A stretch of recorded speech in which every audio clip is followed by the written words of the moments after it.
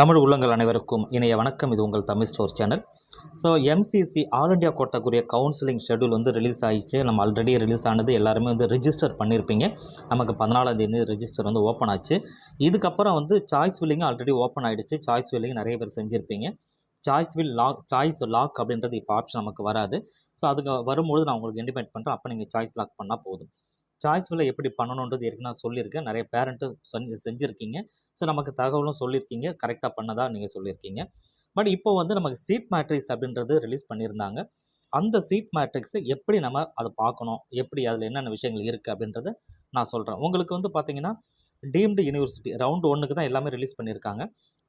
First deemed universities, அதே போல் JIPMER MBBS, then வந்து final seat matrix for employee state, அதாவது ESIC அதனுடைய சீட் மேட்ரிக்ஸ், தென் வந்து இப்போ சென்ட்ரல் யூனிவர்சிட்டிஸ், இந்த மாதிரி எல்லாத்துக்குமே ரிலீஸ் பண்ணியிருக்காங்க. இப்போ நாம் வந்து பாண்டிச்சேரி ஜிப்மர், பாண்டிச்சேரின்னு இல்லை ஜிப்மர் அப்படின்னு சொல்லி நம்ம பார்க்குறேன். ஜிப்மரில் மட்டும் நான் உங்களுக்கு ஜஸ்ட் ஓப்பன் பண்ணி எப்படி இருக்குது அப்படின்றது உங்களுக்கு காமிக்கிறேன்.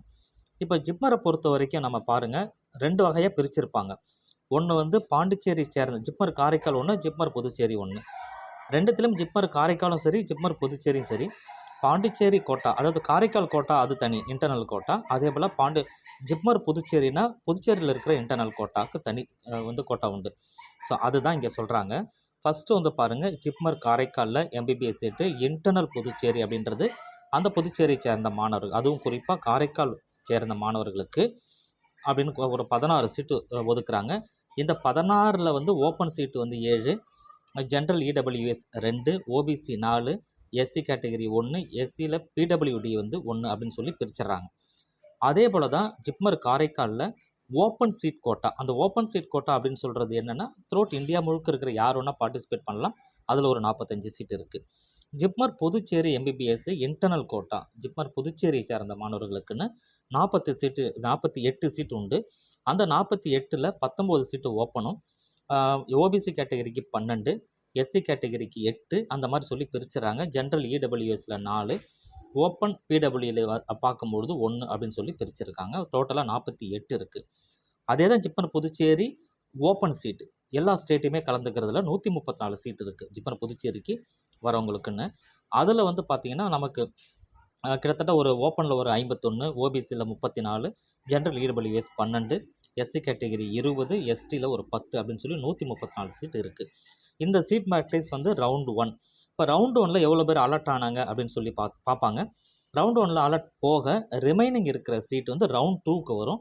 திரும்ப ரவுண்ட் 2வோட சீட் மேட்ரிக்ஸ் ரிலீஸ் பண்ணும்பொழுது அதில் எவ்வளோ சீட்டு இருக்குன்றதை பொறுத்திருந்து தான் பார்க்கணும். ஸோ மேக்ஸிமம் நமக்கு வந்து தமிழ்நாடு நம்ம எடுத்துக்கும் பொழுது கிட்டத்தட்ட வந்து ஒரு 690, 685க்கு மேலே இருக்கிறவங்களுக்கு தான் நமக்கு சீட்டு லாஸ்ட் இயரே கிடச்சிருக்கு. ஜிப்மர் புதுச்சேரியில் அதை விட கொஞ்சம் குறைவான குறைவான மதிப்பெண்ணில் கிடச்சிருக்கு. இருந்தாலுமே இந்த வருடம் எப்படி இருக்குன்றது நம்ம பொறுத்திருந்து பார்க்கணும். இந்த சீட் மேட்ரிக்ஸ் இப்போதைக்கு தான். ரவுண்ட் 2க்கு இன்னுமே சீட் மேட்ரிக்ஸ் குறையும். சீட் வந்து நம்பர் ஆஃப் சீட் அப்படின்றது குறையும். நம்ம பொறுத்திருந்து பார்க்கலாம். ஸோ நீங்கள் மற்ற கவுன்சிலிங்குரிய சீட் மேட்ரிக்ஸ் ஆல்ரெடி ரிலீஸ் பண்ணியிருக்காங்களா, இதையே நீங்கள் ஒன்று ஒன்றா பாருங்கள். நீங்கள் எந்த கோட்டாவுக்கு நீங்கள் அப்ளை பண்ணியிருக்கீங்களோ அதில் உங்களோட கேட்டகரியில் என்ன வருதுன்னு சொல்லி செக் பண்ணுங்கள். செக் பண்ணி பார்த்துட்டு நீங்கள் சொல்லுங்கள். பொதுவாக வந்து சீட் மேட்ரிக்ஸில் வந்து இப்போ டீம்டு யூனிவர்சிட்டியில் நீங்கள் எடுக்கிறீங்கன்னா, டீம்டு யூனிவர்சிட்டியில் பொறுத்த வரைக்கும் உங்களுக்கு அந்த கேட்டகரி பிரியாது. அதாவது இந்த கோட்டா நம்ம சொல்கிறோம் இல்லையா, ஓப்பனு, ஜென்ரலு, ஓபிசி அப்படின்னு சொல்கிறோம் இல்லையா, அதில் வந்து வராது. டீம்டு யூனிவர்சிட்டி பொறுத்தவரைக்கும் எல்லாமே ஜென்ரல் தான். அதனால் ஏன்னா அது வந்து அமௌண்ட் அதிகம், 15 லட்சம் 20 லட்சம்னு சொல்லி நீங்கள் பே பண்ணி பண்ணுற மாதிரி இருக்கும். டீம்டு யூனிவர்சிட்டி யாராவது வந்து சாய்ஸ் ஃபில் பண்ணியிருந்தீங்கன்னா சீட் மேட்ரிக்ஸ் என்ன இருக்குது, நம்ம தமிழ்நாட்டு deemed university, Pondicherry deemed university என்னென்ன இருக்குன்னு பாருங்கள். அதே போல் 15% ஆல் இண்டியா கோட்டாவில் எடுக்கிறீங்க அப்படின்னா கவர்மெண்ட் காலேஜில் என்னென்ன இருக்குது அப்படின்னு சொல்லி நீங்கள் செக் பண்ணுங்கள். சீட் மேட்ரிக்ஸில் எல்லாமே ரிலீஸ் பண்ணியிருக்காங்க. செக் பண்ணி பார்த்துக்கோங்க. தேங்க்யூ ஃபார் வாட்சிங்.